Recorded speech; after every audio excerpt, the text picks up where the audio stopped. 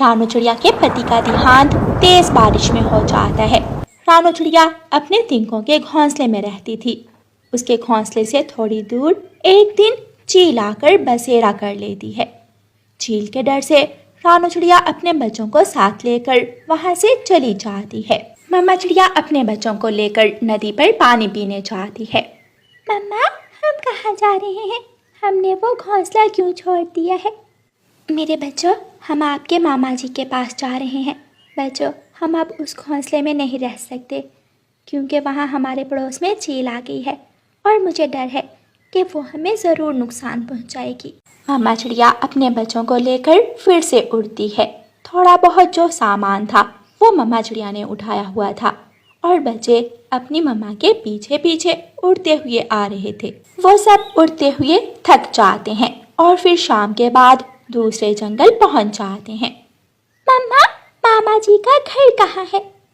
इसी मोहल्ले में है बेटा, हमें वो सामने बैरी के पेड़ों की तरफ जाना है। वो सब उड़ते हैं और आखिर मम्मा चिड़िया गुड़िया और कुकू को लेकर एक घर के बाहर जाकर रुकती है। मम्मा, क्या ये घर हमारे मामा जी का है?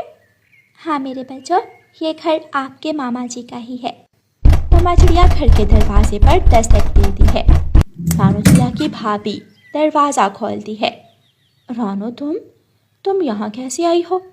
भाभी, कुकू के पापा का तेज़ बारिश में देहांत हो गया और हमारे पड़ोस में एक चील ने आकर बसेरा कर लिया, इसलिए मैं कुछ दिनों के लिए गुड़िया और कुकू को साथ लेकर यहाँ आ गई। माफ़ करना रानू, तुम्हारे भाई ने मुझे मना कर रखा है कि तुम जब भी उसके दरवाजे पर आओ तो मैं तुम्हें घर में ना आने दूँ। मेरा कोई दोष नहीं है, ये तुम्हारे भाई जी का आदेश है, मुझे तो मानना ही पड़ेगा। मगर क्यों भाभी जी? बहनें अपने भाइयों के घर ना जाएं तो और कहाँ जाएं मुश्किल वक्त में? पीछे से रानू चिड़िया का भाई भी आ जाता है। क्योंकि तुमने इस घर से और जायदाद से अपना हिस्सा ले लिया था। जो बहनें अपना हिस्सा अपने भाइयों को दे देती हैं वो हमेशा अपने भाइयों से मिलती रहती हैं, और तुम जैसी बहनें इस काबिल नहीं कि भाई उन्हें अपने घर में रखें। लेकिन भाई, मेरा हिस्सा तो पिताजी ने मुझे दिया था और वो भी मेरे पति के इलाज पर लग गया। वो बीमार ना होते तो मैं पिताजी से कुछ भी ना लेकर जाती। मैंने कहा ना, चली जाओ यहाँ से, अब इस घर में तुम्हारे लिए कोई जगह नहीं है। आप इतना गुस्सा ना करें, तबीयत ख़राब हो जाएगी आपकी। रानू, तुम जाओ, क्यों हमारे घर का सुकून ख़राब करने आ गई हो? रानू चिड़िया रोए जा रही थी और बच्चे अपनी मम्मा को रोता हुआ देखकर बहुत दुखी हो जाते हैं। मम्मा, चले चले मम्मा, मामा जी ने तो हमें अपने घर आने से मना कर दिया। मम्मा चिड़िया रोती हुई। रात होने वाली थी। मम्मा चिड़िया को अब रात तो गुजारनी थी। उसी जंगल में रानू चिड़िया की बचपन की सहेली मैना रहती थी। मम्मा चिड़िया बच्चों को लेकर अपनी सहेली मैना के घर चली जाती है। मैना रानू चिड़िया से मिलकर बहुत खुश होती है। रानू, मुझे ये सब सुनकर बहुत दुख हुआ, लेकिन जो भी हुआ, आपके भाई को आपसे ऐसा व्यवहार नहीं करना चाहिए था। मैना, मैं अब अपने बच्चों को लेकर कहाँ जाऊँ? मुझे तो कुछ समझ नहीं आ रही। आप खाना खाएं और आराम से सो जाएं। आप थकी हुई हैं, बाकी कल देखेंगे। मम्मा चिड़िया बहुत थकी हुई थी। वो सब जल्दी ही सो जाते हैं। दूसरे दिन मम्मा चिड़िया उठती है और वहाँ से जाने की तैयारी करती है।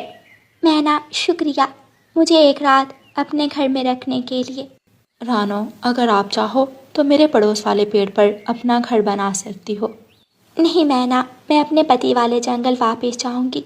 वहाँ मेरे बहुत से दोस्त मेरे जाने वाले हैं, मैं वहाँ खुश रहूंगी। मम्मा चिड़िया वापस उड़ती है। मम्मा चिड़िया पीपल के बड़े पेड़ पर अपना घर बनाने का काम शुरू करती है। गुड़िया और कुकू भी काम में अपनी मम्मा की मदद करते हैं। वो सब मिलकर काम करते हैं और शाम तक अपना नया घर बना लेते हैं। गुड़िया की मम्मा गुड़िया का एक सिलाई सेंटर में एडमिशन करवा देती है। गुड़िया वहाँ कपड़ों की सिलाई और कढ़ाई सीखने लगती है। मम्मा चिड़िया अपने बच्चों की पढ़ाई के लिए दिन रात काम करती है। मम्मा चिड़िया एक कौवे के घर काम करती है और एक तोते की बकरी को चारा डालती है। और जो वक्त बच जाता उसमें शाम को चाय बेचा करती थी। चाय लो चाय, गरम गरम चाय लो। ऐसे मम्मा चिड़िया अपने घर का खर्च उठाने लगी। वक्त गुजरते देर नहीं लगती और एक दिन गुड़िया सिलाई सीखकर अपना बुटीक खोल लेती है और महीने का लाखों कमाने लगती है। मम्मा, मैंने सोचा है अब हम अपना नया घर बनाएंगे। मुझे ये घर छोटा लगता है। नहीं गुड़िया बेटी, मैं यहाँ बहुत खुश हूँ। आप ऐसा करो, कुछ पैसों से इस जंगल में गरीब और बेसहारा पक्षियों के लिए एक आशियाना बनवाओ और जो भी बेघर पक्षी होगा वो वहाँ रह लेगा। फिर गुड़िया ऐसा ही करती है। गुड़िया उस जंगल में अपने खर्च से एक आशियाना बनवा देती है। बहुत से गरीब और बेसहारा पक्षी उस आशियाना में रहने लगते हैं, जहाँ उन्हें खाना भी मिलता और पानी भी। एक रात तेज तूफान आता है और रानू चिड़िया के भाई का घर टूट जाता है। वो बेघर हो जाते हैं। उस जंगल में सभी पक्षी किसी न किसी अपने के पास जा रहे थे। लक्ष्मी, मैंने सुना है दूसरे जंगल में एक आशियाना है जहाँ पर कोई भी बेघर पक्षी रह सकता है। क्यों ना हम भी वहाँ चले जाएं? पति जी, अगर कुछ ऐसा है तो हमें वहाँ चले जाना चाहिए, क्योंकि सुना है कल से दोबारा बारिश शुरू होने वाली है। दोनों पति पत्नी रानू की भाभी और भाई उड़ते हैं और उसी आशियाना में पहुंच जाते हैं जो गुड़िया ने बनाया था। शाम को जब खाने का वक्त होता है तो गुड़िया, कुकू और उनकी मम्मा आशियाने में खाने लेकर आते हैं। पति जी, ये आशियाना तो रानू का है। क्या रानू इतनी ज़्यादा तरक्की कर गई है? मुझे तो बहुत शर्म महसूस हो रही है। रानू चिड़िया अपने भाई और भाभी को देख लेती है, लेकिन वो कोई बात नहीं करती। यहाँ किसी को शर्माने की ज़रूरत नहीं है। इस आशियाने में हर कोई रह सकता है। कोई मेरा अपना है या बेगाना, इससे कोई फ़र्क नहीं पड़ता। सब खाना खा सकते हैं।